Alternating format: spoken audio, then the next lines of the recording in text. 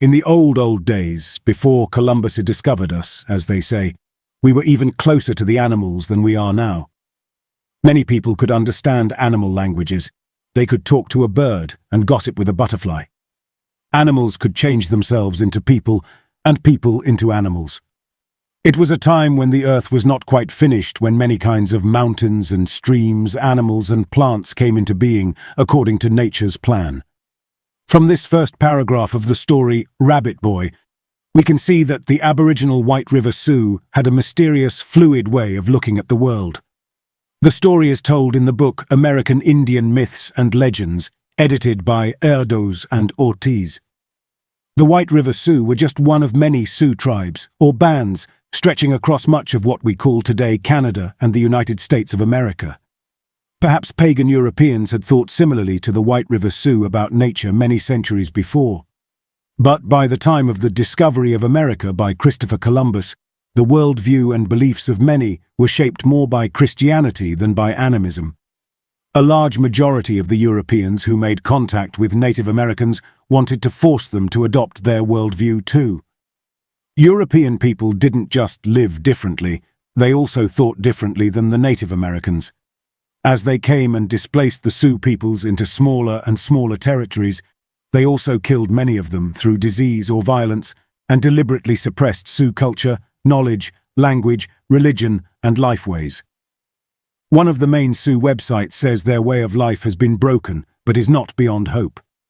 Where possible, Sioux people speak their ancestral languages, practice their religions, and live in traditional ways. Some Sioux leaders and scholars are salvaging, repairing, constructing, and reinventing as many of the old Sioux ways as they can, the website says. They seek to recover Sioux gods, symbols, arts, and languages for their people. The ghost dance and similar movements of the 19th century, which were very popular among the Sioux tribes, held that Native Americans would regain their lands, legacy, and heritage by invoking the native savior. The resurrection of the dead would bring back ancestors to restore knowledge of the old ways. The savior did not come. The Sioux people, now numbering about 170,000, once lived over a huge area, but are now on much smaller reservations. They still speak three main languages, Lakota, Dakota, and Nakota, and are differentiated into tribes on many reservations. Sioux is not their real name. It is an abbreviation of the word Natoesiwa, which the Ojibwa people applied to them as an epithet meaning people of an alien tribe. Sioux people call themselves Ochethi Sakowing. Earlier in history, the Santee Sioux and the Ojibwa shared territory around Lake Superior, until the Ojibwa forced the Sioux to southern and western Minnesota in the mid-17th century. The Santee displaced two other Sioux tribes that lived in Minnesota, the Teton and Yankton, into the Dakotas. The Ojibwa themselves had been forced west by European settlers. Around Lake Superior, the Santee people had gathered wild rice, hunted deer and buffalo, and fished.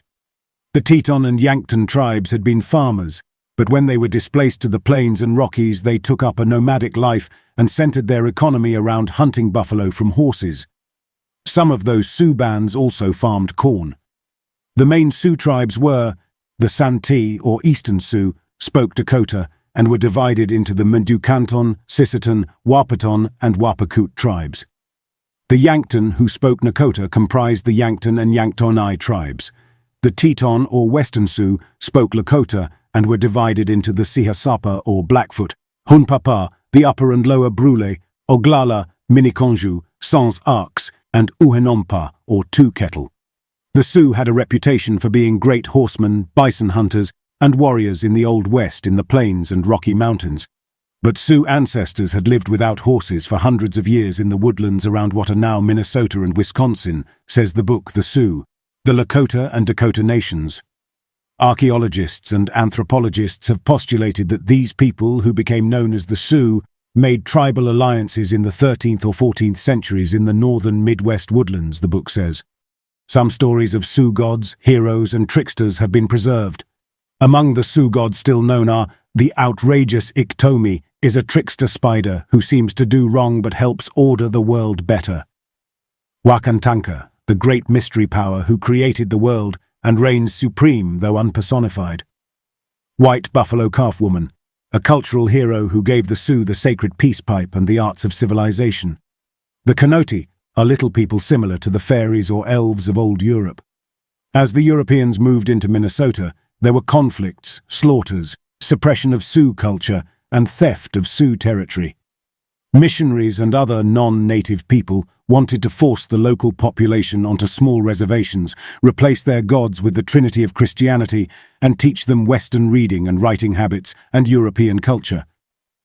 As the 19th century progressed, the Sioux were forced farther and farther westward, until only one small reservation remained east of the Mississippi River in Minnesota.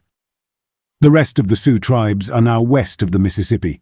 The dire situation came to a head with the Great Sioux War, between 7 Sioux Teton bands and Cheyenne warriors and the U.S. military.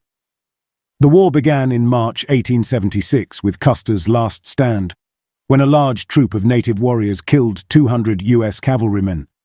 Those cavalrymen were among U.S. military contingents who had established forts to oversee the confiscation of Indian territory. The war lasted until September 1877, when the U.S. military defeated the natives. An act of the U.S. Congress, the Many-Penny Agreement of 1877, seized the Black Hills for the European colonizers.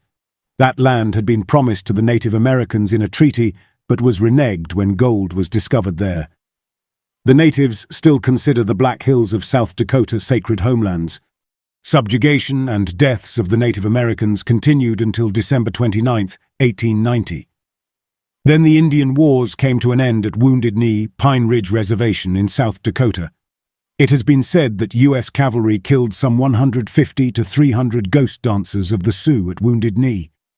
The slain victims were allegedly starving and cold old men, women, and children. 2 weeks earlier, there had been another tragedy on the Standing Rock Reservation in the Dakotas. There, reservation police murdered Sitting Bull, a chief and hero of the Lakota Sioux who had led his people in war against the invaders. He was 59. It is said his killers thought he was involved in the ghost dance. 4 of the most famous Native American heroes and leaders came from Sioux tribes: Sitting Bull, Crazy Horse, Red Cloud, and Black Elk. These 4 men lived in recent Sioux history. Natives consider it a tragedy that the knowledge and medicine of earlier teachers have been lost. Red Cloud, who died at age 87 in 1909, said, "I am poor and naked, but I am the chief of the nation.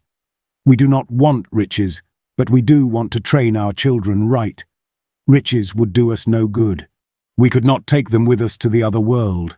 We do not want riches, we want peace and love." Red Cloud and his people wanted peace and love. No sadder or more eloquent statement could be uttered in the face of any human tragedy in history, in this writer's opinion.